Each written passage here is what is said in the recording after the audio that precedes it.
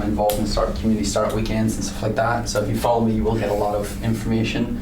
I do was the entrepreneur in residence at iLab. I do the tech intern program through there. I'm one of the selectors for the intakes. I also am a mentor and selector at River City Labs, which is a co-working space. We also do the Startup Catalyst program, which sends youths, usually use the word youths, 18 to 25. We send 20 of them every year to San Francisco on an all expenses trip for 10 days where they go through all of the big tech companies, Facebook, Instagram. We're only really looking for more technical people for that program, but that's startupcatalyst.com. We go about October time. That's open to anyone who's basically in that age bracket, has some sort of technical background. That does include designers. We do have designers go as well. And we're hoping, to get more applicants, even though that's more work for me to go through. But still, we're trying to ensure that people go over there and realize that we actually have the talent here to do what needs to be done. We just don't have the belief. We defer that other people are better than us because they seem to be more successful. That's just American bravado. And we're going to go through some of that in the art of pitching.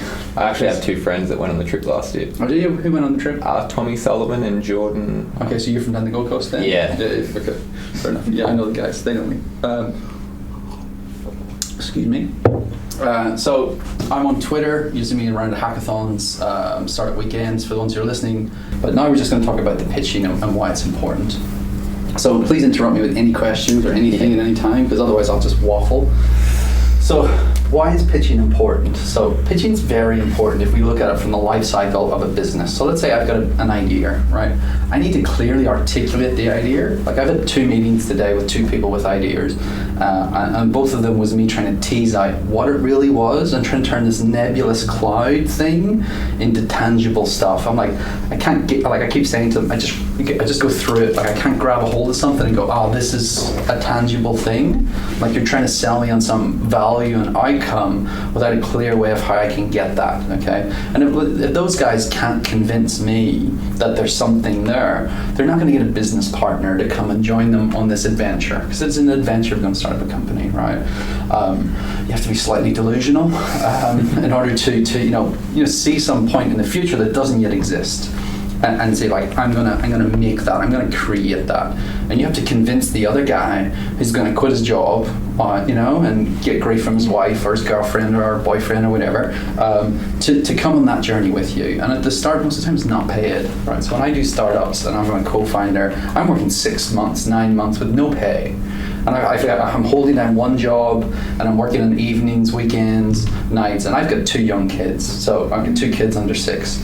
So that has an impact on family life, so you need to be very convincing. Not that these 2 people were trying to get me to join their startup, but you need to be very convincing to get someone to give up that, right? Because no one's going to come with a bag of money and go, I love your idea, because ideas are worthless, right? I call them brain farts, right? Because everyone has brain farts. And they could be fantastic, but they could be terrible. It's by taking that brain fart and converting it into something that's tangible, believable, and then that somebody executes on it. It's the outcome of what that value is, the realization what the value is, and an idea is worthless. Okay, lots of people have lots of ideas. I have tons of books of ideas, right? Most of them are crap, right? But I wouldn't necessarily try to validate them at the point I'm having them. I'm just let the juices flow, just let it all come out, because if I stop the first one, then the follow-on idea may be actually worthwhile. So that pitching is very important. Once I get that first guy on board, that co-founder, and when you're trying to pick a co-founder or whatever, you need to look at what skill set do I have and what skill set am I missing.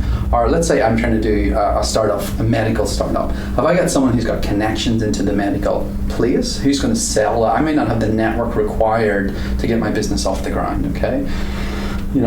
As a technical person, it's pretty easy for me to be, well, I can do X, Y, and Z, and I can do it all. But the reality is I've got a core skill set which I'm good at, and other stuff which I can do which I'm not so good at. So try to focus on the things that you are good at, and then look for other people who you know that can fulfill those things. Now, think of it like a marriage. Don't run off and go, you're a good coder, I'll have you, please, and you can sell, ice to Eskimos, I'll have you, and this is my team.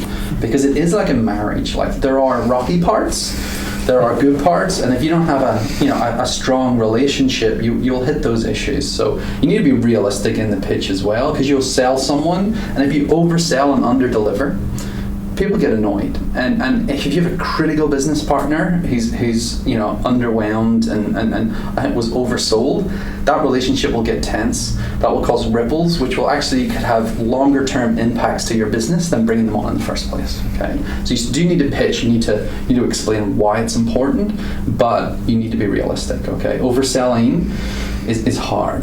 Now, the event that I'm doing, Bragger, is to try to get people used to public speaking. So think of it like Toastmasters for startups, okay? So I've got a section where I've got 15 startups, real startups. I've got teams from the accelerators, from RCL, iLab. I've got one coming from Ipswich, maybe some coming from CCIQ, I'm not sure yet. Some of these ones have raised $750,000, and they're going to do the pitch that they've raised the money on. So you're going to see what went in front of investors, okay?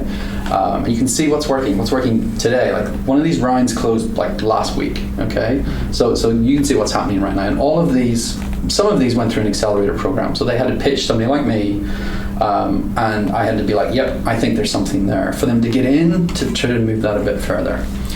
So when we move to like startup pitching normally has like the rule of threes. We have a 30-second pitch, the elevator pitch.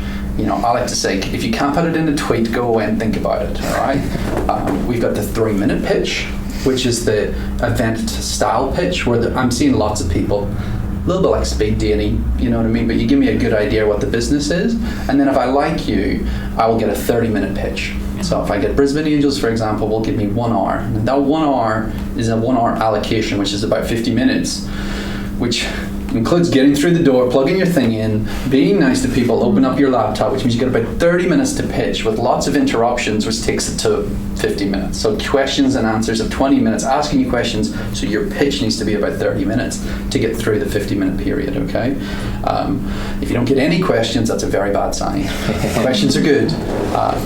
In the startup pitches, you normally have a 3-minute pitch with no questions, and then questions and answers later. In an investor pitch, you're in front of a whiteboard. When I raised some money, I had like 7 investors in one room. I'm in front of the whiteboard explaining my business. They're interjecting anytime they want. And I'm like, it's on the next slide, if you know what I mean. But you have to be polite and answer the question and jump backwards and forwards. But you still need to keep that cadence of going through your slide deck, or you get caught up at the front and you don't get through to some of the valuable bits at the end, okay? Now, when we talk about pitching, the big thing is you're selling me the sizzle at the start. I don't need War and Peace. I want the back of the book, not the first chapter of the book, right? Don't waffle a long time about who you are, how you met. You're like walking on the beach. It's irrelevant. You have to be concise and have empathy. Think about, I'm using your time across the room here. What value are you going to get out of me sitting here, right? Why are you there? You're there looking for stuff. What are the check boxes that you're looking for? Am I giving you the information for you to make a decision on those, okay? And the room will have different stuff. So it shouldn't be the same pitch that I give to the developer as I give to the investor. Do you know what I mean? Or the customer. And the format is relatively the same, but the content and the direction of the conversation and the story is going to be different, okay? A lot of people think startups are going to be easy. They're hard. Overnight successes take years. So, we need to understand what it is and what it's not. There's a high degree of failure. It is a risky asset class for investors. Most of these people it's like me going to the Tats and betting on horses. This is what it's like realistically for investors. We have about an 80% failure rate. So if you're going to ask me for $50,000, you have to be bloody convincing at an 80% that I'm the 20% that's going to be successful, okay? So this is why the art of pitching is very important. So the big things of the art of pitching is, first and foremost, what is the problem? All right? What am I trying to solve here? Right? We have the idea of what's called aspirins versus vitamins. All right? Vitamins are great, but in a downcurrent of the economy, I'm going to stop buying chewy gummy bears for the kids, right? And they enjoy them, but they're vitamins. But I'm not going to stop that aspirin. So is it a real problem, okay? Like, is it something that they understand? Now, if I'm trying to pitch you the new social network, right?